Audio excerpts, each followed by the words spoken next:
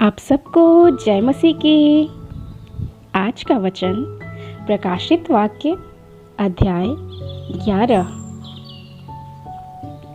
फिर मुझे नापने के लिए एक सरकंडा दिया गया और किसी ने कहा, उठ, परमेश्वर के मंदिर और वेदी और उसमें उपासना करने वालों को नाप ले, पर मंदिर के बाहर का आंगन छोड़ दे, उसे मत नाप, क्योंकि वह अन्य जातियों को दिया गया है, क्योंकि वे पवित्र नगर को 42 महीने तक रौंदेंगे।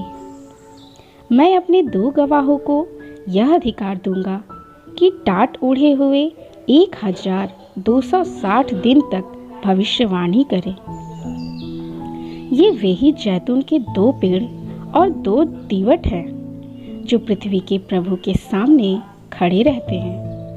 यदि कोई उनको हानि पहुंचाना चाहता है तो उनके मुंह से आग निकलकर उनके बैरियों को भस्म करती है, और यदि कोई उसको हानि पहुंचाना चाहेगा तो अवश्य इसी रीति से मार डाला जाएगा।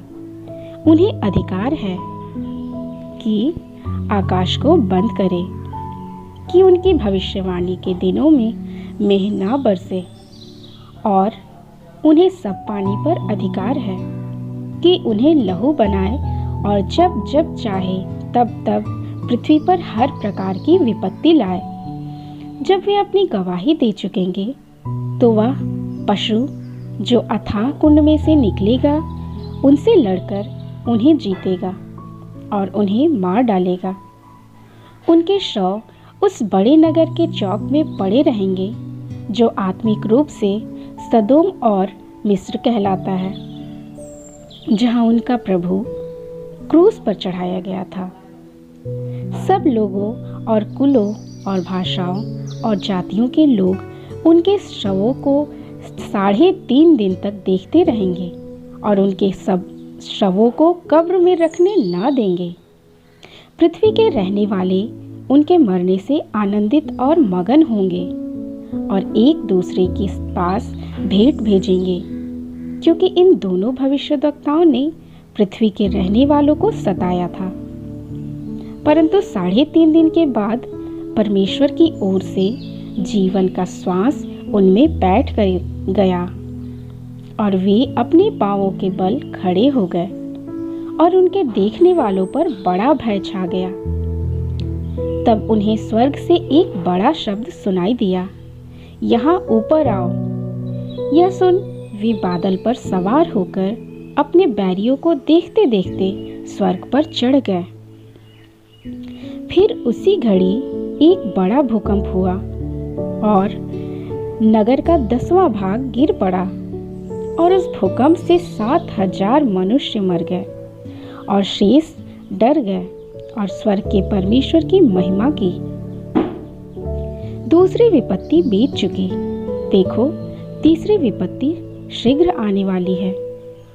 जब 7वें दूत ने तुरही फूंकी तो स्वर्ग में इस विषय के बड़े बड़े शब्द होने लगे, जगत का राज्य हमारे प्रभु का और उसके मसीह का हो गया, और वह युगानुयुग राज्य करेगा। तब 24 प्राचीन जो परमेश्वर के सामने अपने अपने सिंहासन पर बैठे थे, मुंह के बल गिरकर परमेश्वर को दंडवत करके यह कहने लगे, हे सर्वशक्तिमान प्रभु परमेश्वर, जो है और जो था, हम तेरा धन्यवाद करते हैं कि तूने अपनी बड़ी सामर्थ को काम में लाकर राज्य किया है। जातियों ने क्रोध किया, पर तेरा प्रकोप आ पड़ा, और वह समय आ पहुंचा है कि मरे हुओं का न्याय किया जाए, और तेरे दास भविष्यद्वक्ताओं और पवित्र लोगों को और उन छोटे बड़ों को जो तेरे नाम से डरते हैं बदला दिया जाए, और पृथ्वी के बिगाड़ने वाले नष्ट किए जाएं। तब परमेश्वर का जो मंदिर स्वर्ग में है वह खोला गया, और उसके मंदिर में उसकी वाचा का संदूक दिखाई दिया, और बिजलियां और शब्द और गर्जन और भूकंप हुए और बड़े ओले पड़े।